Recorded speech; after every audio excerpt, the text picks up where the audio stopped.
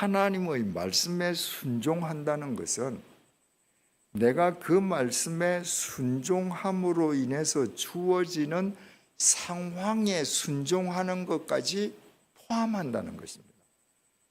우리는 다 하나님의 말씀에 순종한다고 이야기합니다. 그런데 내가 이제까지는 내 마음대로 돈을 벌면서 돈을 흥청망청 쓰다가 하나님의 말씀대로 의롭게 살면서 전보다 가난하게 되는 상황은 받아들이지 않습니다. 하나님 말씀대로 산다고 하면서 돈은 여전히 이제까지 벌던 상황 그대로 내가 벌어야지 복받은 사람이 되는 거예요. 마리아를 보십시오. 마리아야, 거룩한 하나님의 성령이 너를 덮으실 거야. 그래서 너 혼자 아이를 낳을 거야. 그 아이는 이름이 예수야. 메시아야. 하나님 말씀대로 되어지이다. 나는 주님의 요종이니까 주님 말씀대로 하세요. 순종했습니다. 그 순종은 무엇을 뜻하는 겁니까?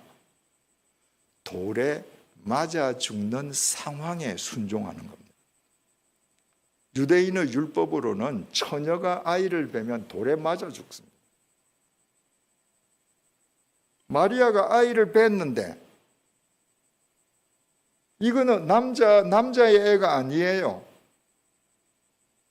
하나님의 아이예요. 세상 사람 누가 믿습니까? 한 사람이라도 저 부정한 여자 돌로 쳐 죽여. 한 사람이라도 돌 던지면 군중 심리로 돌에 맞아 죽는 겁니다. 그 상황에 순종한 겁니다. 맞아 죽어도 좋습니다.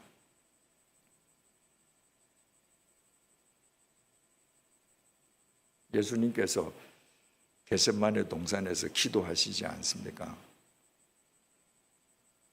하나님, 이 잔을 내게서 피하게 해 주십시오. 그러나 내 원대로 마시고 아버지 원대로 하십시오. 3번 반복하셨는데 누가복음에 보면 그 기도하시는데 예수님의 땀에 피가 배어서 떨어졌다고 되어 있지 않습니까? 여러분, 그 기도, 하나님, 이 잔을 내게서 지나가게 해 주십시오. 그러나 내 원대로 말고 아버지 원대로 하십시오. 이거 3번 하면 땀이 납니까? 피가 배입니까? 아닙니다. 성경에는 그 요지만 적힌 거죠. 주님께서 얼마나 처절하게 기도하셨으면 땀이 흐르고 피가 배이듯이 보이겠습니까? 주님, 아버지, 나 살고 싶습니다. 살려주십시오. 그러나 결론은 아버지 원대로 하십시오. 아버지 원대로 하는 게 뭡니까? 십자가에 사지가 못 박혀 죽는 겁니다. 그 상황에 주님께서는 자기를 던졌습니다. 순종했습니다. 예수님은 기도로만 하나님 뜻에 순종한 것이 아니라 그 주님의 뜻에 순종함으로 인해서 주어지는 모든 상황을 감수했습니다. 예수님의 12 제자들 보십시오. 예수님의 12 제자들 가운데에 예수님의 제자가 되었기 때문에 인류 역사상 예수님으로부터 부르심받고 예수님과 3년 동안이나 함께 동거동락하면서 예수님으로부터 직접 말씀을 배운 사람이라고 그들이 이 땅에서 부귀영화를 누렸습니까? 그들이 권세를 누렸습니까? 아니었습니다. 그들이 예수님 그 로고스를 내 주인으로 모시고 순종했기 때문에 그들은 온갖 고난과 맞닥뜨려야 했습니다. 그리고 그들은 다 순교해야 했습니다. 그러나 그 상황을 모두 다 받아들였습니다. 사도 바울 보십시오. 청년 시절부터 유대교 내에서 입지가 탄탄한 청년이었거든요. 그대로 있었으면 유대교에서는 출세가 뻔히 보이는 겁니다. 그런데 예수 믿고 나서부터 그 청년은 고난의 연속이었습니다. 고린도후서 11장 23절 하반절부터 27절입니다. 내가 수고를 넘치도록 하고 옥에 갇히기도 더 많이 하고 매도 수없이 맞고 여러 번 죽을 뻔하였으니 유대인들에게 40에서 하나 감한 매를 5번 맞았으며 3번 태장으로 맞고 1번 돌로 맞고 3번 파선하고 일주일을 깊은 바다에서 지냈으며 여러 번 여행하면서 강의 위험과 강도의 위험과 동족의 위험과 이방인의 위험과 시내의 위험과 광야의 위험과 바다의 위험과 거짓 형제 중의 위험을 당하고 또 수고하며 애쓰고 여러 번 자지 못하고 줄이며 목마르고 여러 번 굶고 춥고 헐벗어노라. 여러분이 주님의 말씀에 순종하기 때문에 바울처럼 이런 상황을 맞닥뜨려야 한다면 그래도 여러분들 예수 믿겠습니까? 그게 믿음이에요. 나는 예수 말씀 듣고 따르는데 내게 매일매일 주어지는 상황만은 내가 원하는 상황만 주어져야 돼. 여러분 그거 믿음 아닙니다. 내가 하나님의 말씀에 순종하기 때문에 그로 인해서 야기되는 상황에 순종할 때 어떤 일이 일어났습니까? 마리아가 네가 아이를 잉태할 거야 할 때 말씀대로 되어지이다 하고 순종하는 건 돌에 맞아 죽는 상황을 감수하는 겁니다. 그 상황을 감수했기 때문에 마리아는 성모 마리아가 되었습니다. 우연히 성모 마리아가 된 게 아닙니다. 예수님께서 내가 원하는 건 십자가에서 죽는 걸 피하는 거지만 아버지의 원대로 하십시오 하고 십자가에서 죽어야 하는 상황에 순종하셨기 때문에 그분은 사흘째 되는 날 죽음을 깨뜨리고 부활하셔서 영원한 생명의 구주가 되셨습니다. 제자들은 예수를 믿고 출세하거나 번영하는 것이 아니라 매번 죽음의 고비를 넘는 상황을 받아들였지만 그랬기 때문에 그들은 비록 순교했을 망정 예수 그리스도 안에서 그들은 세계의 역사를 새롭게 했습니다. 사도 바울은 예수 믿고 고난의 연속인 상황을 기꺼이 감수했습니다.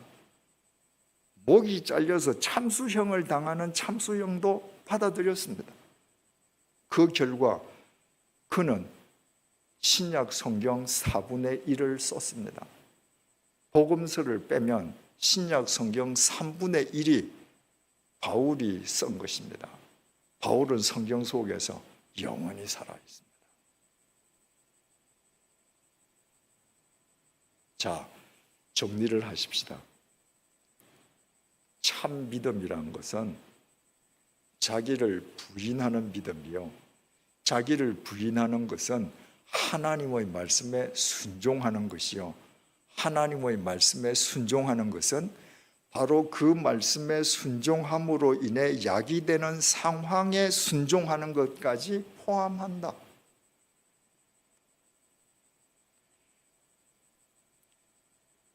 이사야 26장 3절이 이렇게 증언합니다. 주께서 심지가 견고한 자를 평강하고 평강하도록 지키시리니 이는 그가 주를 신뢰함이니이다. 주를 신뢰하는 사람은 심지가 견고한 자고 그런 자를 주님께서 평강에서 평강으로 지키신다. 여기에서 하나님을 신뢰하다라는 이 동사가 히브리어 원어로 파타흐입니다. 여러분 하나님을 신뢰한다는 거 파타흐가 뭔지 압니까? 기대는 거예요. 내가 지금 이 붉은 벽돌로 쌓여 있는 이 강대상 벽이 있지 않습니까? 저기 가서 기대요. 내가 저기 가서 기댈 때에 나에게는 믿음이 있습니다. 저 벽돌은 견고하기 때문에 내가 기대도 나를 버텨줄 거라는 믿음입니다. 그런데 제가 가서 기댔는데 저렇게 견고해 보이는 벽돌이 흔들흔들해. 제가 기댔는데 흔들흔들해요. 저게 자꾸 기울어집니다. 내가 자꾸 또 넘어가요. 그래도 기대는 게 믿음입니다. 내가 하나님의 말씀에 기댔는데 가난해져요. 내가 하나님의 말씀에 기댔는데 고난이 와요. 내가 하나님의 말씀에 기댔는데 내 계획이 다 어그러져요. 그래도 하나님의 말씀에 기대는 거예요. 언제까지? 저 벽이 완전히 땅바닥에 넘어질 때까지 그래도 나는 기대는 겁니다. 왜? 그때 부활이 있으니까. 그게 믿는 거예요. 내가 저기에 기댔는데, 말씀에 기댔는데, 말씀에만 기대면 영혼도 잘 되고, 내 사업도 잘 되고, 무병장수하고, 그런다고 예수 믿었는데, 예수 믿고 나니까 다 안 되네. 그러면 치워. 그건 믿음 아닙니다. 내가 기댔는데 저게 흔들거리고 나를 버텨주지 못함에도 불구하고 세상의 손을 잡으라고, 돈을 잡으라고, 권력을 잡으라고, 세상의 것을 잡으려고 하는 모든 유혹을 내가 끊는 거예요. 이게 믿음입니다. 그 상황을 받아들이는 거예요. 그리고 내가 바닥에까지 떨어질 때 주께서 나를 평강에서 평강으로 지켜요. 왜? 사망의 엄침한 골짜기에서 나를 막대기와 지팡이로 안위하신다고 다윗이 고백했던 그 하나님이 나를 책임져 주시는 겁니다. 그래서 그 사람이 평강에서 평강으로 하나님의 인도하심을 받게 되는 것입니다. 여러분의 믿음이 지금까지 어떤 믿음이었습니까? 혹시 제가 서두에 말씀드린 통곡의 벽에 쪽지 넣는 믿음, 에베소에서 잠든 7명의 동굴 철조망에 쪽지 꽂는 믿음, 마리아의 집에 껌딱지 붙이는 믿음, 그런 믿음이었습니까? 그러면 오늘 이 시간에 당장 버리십시다. 그리고 어떤 상황 속에서든지 나를 부인함으로 하나님의 말씀에 순종하고 하나님의 말씀에 순종함으로 인하여 야기되는 모든 상황을 감수하는 진짜 예수쟁이들이 되십시다. 그 순간부터 여러분의 수가 아무리 작다 할지라도 마치 모나리자 그림처럼 울산 도함교회는 이 세상을 맑히고 밝히는 진짜 참된 교회, 하나님의 명품 교회로 우뚝 서게 될 것입니다. 기도하시겠습니다. 주님, 미신을 믿음이라 착각하지 말게 해 주십시오. 자기 부인이 선행되지 않는 믿음은 미신과 다를 바 없음을 잊지 말게 해 주십시오. 우리 모두 오직 하나님을 신뢰함으로 하나님 앞에서 자신을 부인하면서 하나님의 말씀에 순종하게 해 주십시오. 나아가 하나님의 말씀에 순종함으로 인해 주어지는 상황에도 기꺼이 순종하는 진짜 예수쟁이들이 되게 해 주십시오. 그리하여 울산 도함교회가 비록 교인 숫자는 많지 않을지라도 영적으로는 이 세상 어느 교회보다 더 큰 교회가 되게 해 주십시오. 예수님의 이름으로 기도드립니다. 아멘.